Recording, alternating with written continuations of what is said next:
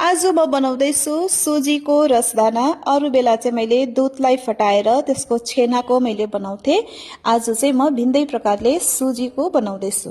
यो बनाउनु एकदमै सजिलो छ।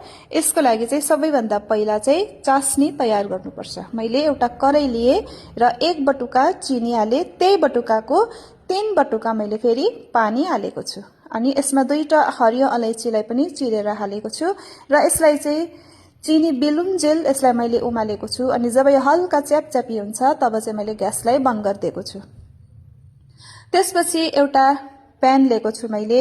अनि यो प्यानमा चाहिँ मैले सबैभन्दा सानो बटुकाको 1 बटुका यो दुध पाउडर हो।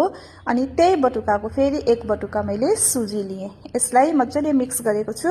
त्यसपछि उमालेको तर ठण्डा भएको दुधलाई मैले यहाँनिर हाले।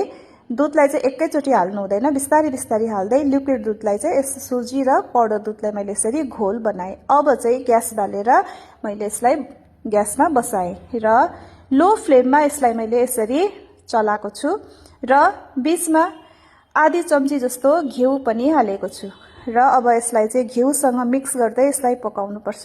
जब यसले सबै भाँडा छोड्छ, प्यान सफा हुन्छ नि, अनि यो पनि आटा जस्तो बनेर आटाको डो जस्तो बनेर तयार हुन्छ, तब चाहिँ यो रेडी भयो भनेर चाहिँ थाहा हुन्छ।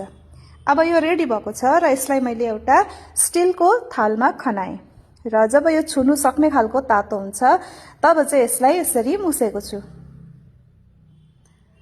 अब यो यसलाई मजाले मुसिसकेपछि चाहिँ यसको सानो सानो डल्ला लिएर चाहिँ गोलो गोलो बल मैले बनाएको छु। यसरी आफूलाई जुन साइजको मनपर्छ त्यही साइजको बनाउँदा हुन्छ। यसरी चिल्लो चिल्लो मैले बल बनाएको छु।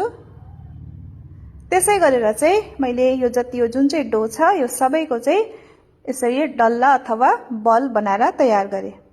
अब चाहिँ समय हुन्छ अघिको जुन चास्नी थियो चिनीको रस, यसमा चाहिँ मैले हरियो अलैँची 2टा हालेको थिएँ। पहिला चाहिँ मैले त्यो अलैँची अनि त्यसको जुन दानाहरू हुन्छ नि त्यसलाई चाहिँ निकालिहालेँ, किनभने मेरो छोरीलाई चाहिँ त्यसको जुन चाहिँ फ्लेभर हुन्छ नि त्यो मन पर्दैन, मलाई चाहिँ फेरि मनपर्छ। त्यही भएर चाहिँ मैले हल्का त्यसको फ्लेभर रहोस् भनेर चाहिँ उम्लुन्जेल मात्रै मैले पकाएँ र फेरि जब यो उम्लिनु थाल्छ तब चाहिँ मैले सबै यो रसदानालाई हालिदिएँ र यसलाई मैले ढकनी लगाएर चाहिँ 10 मिनटसम्म चाहिँ हाई फ्लेममा मैले यसलाई उमालेँ।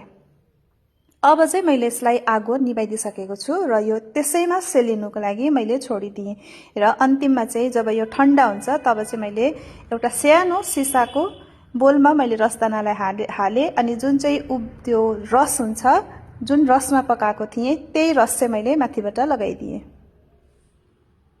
यसरी चाहिँ मैले सुजीको रसदाना बनाएको थिएँ घरमा। Thank you for watching.